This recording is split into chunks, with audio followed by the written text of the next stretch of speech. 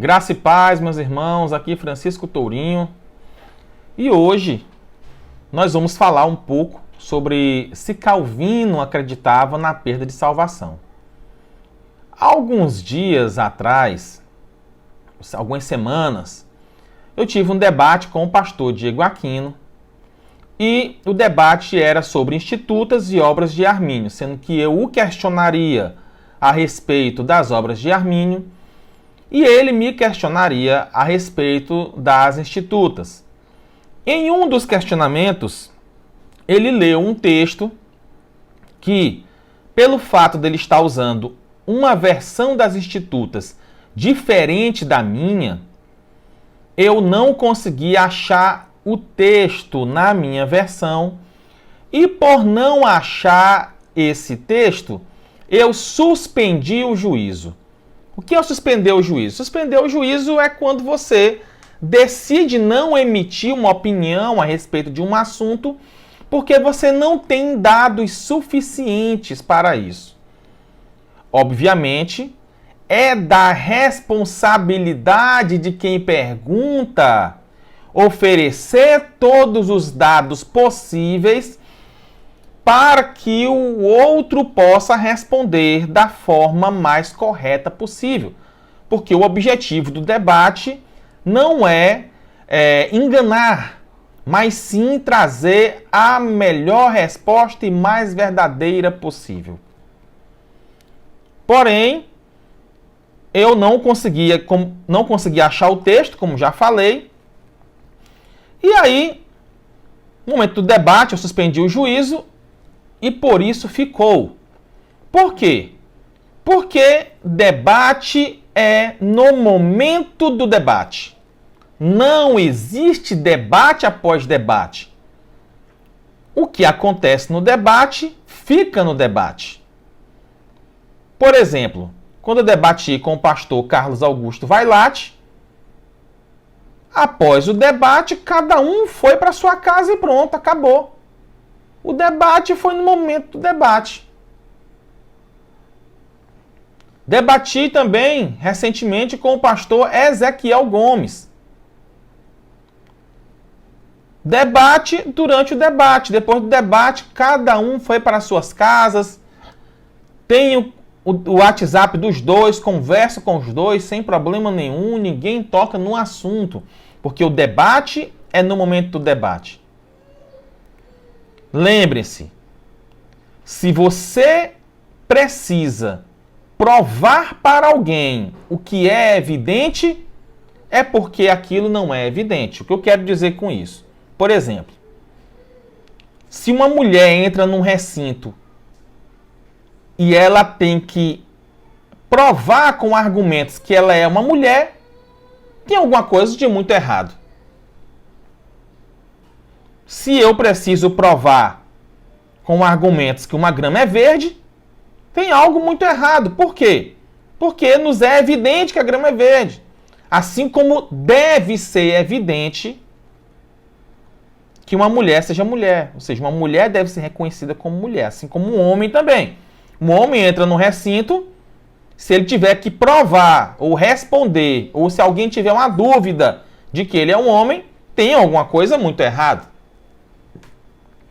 Assim também é o debate.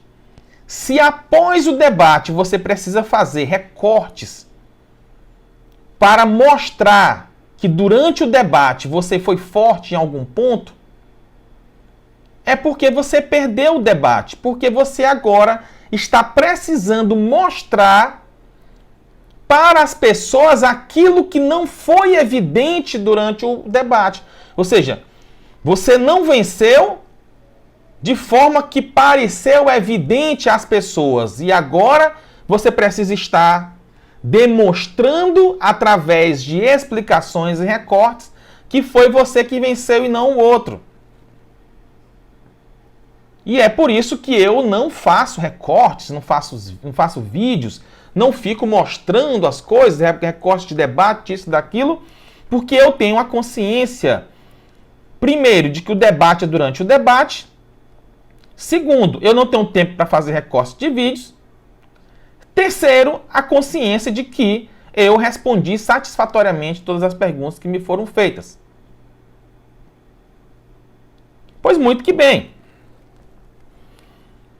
No debate me foi perguntado, e eu estou fazendo também esse vídeo, porque os meus seguidores e alunos me enviaram várias mensagens pedindo para que eu fizesse essa resposta, porque eu mesmo não tinha interesse algum de fazer qualquer resposta. Por quê? O ato da pessoa fazer o vídeo pós-debate já demonstra que eu venci. E quem vence não precisa provar que venceu, porque já é evidente. Aquele que vence. Pois muito que bem. No texto citado pelo pastor Diego Aquino, João Calvino está falando que eu vou dizer aqui, está no livro 3, capítulo 24, tópico 8. E Calvino está falando sobre dois tipos de vocações, a geral e a particular, ou especial. E Calvino vai dizer que a vocação universal é aquela com que todos os homens são chamados. E a especial é aquela que Deus ilumina internamente aqueles que são eleitos. No tópico 7, que é um tópico anterior, João Calvino já vai dizer o seguinte: o verdadeiro eleito, cuja comunhão com Cristo não é mera aparência, jamais decairá de sua eleição, perseverando com real humildade e piedade e temor até o fim. Ora, se Calvino já falou claramente no tópico anterior que o verdadeiro eleito nunca se perde, então já devemos partir para o próximo tópico com esse pressuposto, de que o verdadeiro eleito nunca se perde. No entanto, o pastor Diego Aquino leu um trecho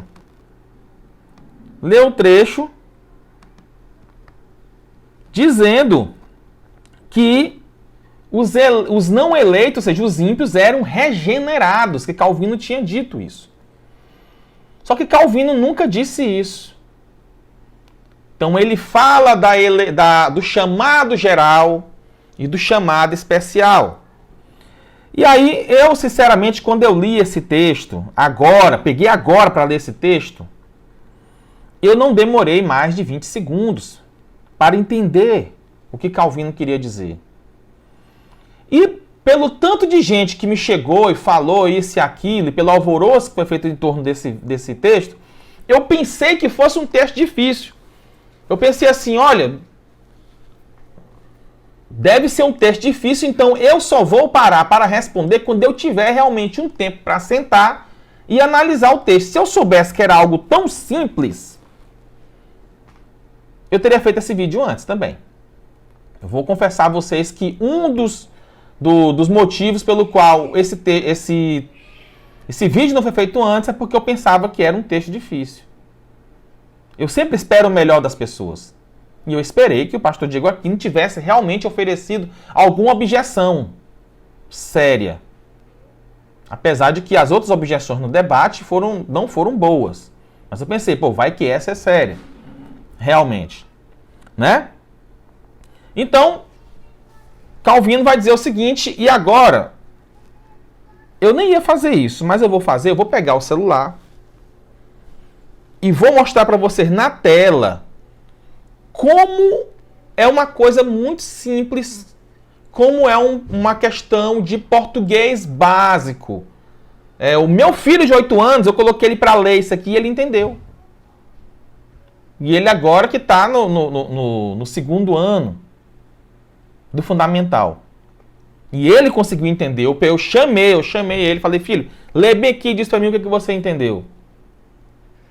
Ele disse para mim, pai, Calvino está dizendo que aqueles que são chamados por um chamado universal, esse chamado ele é comum ao ímpio. Mas o chamado especial ele só é feito ao eleito.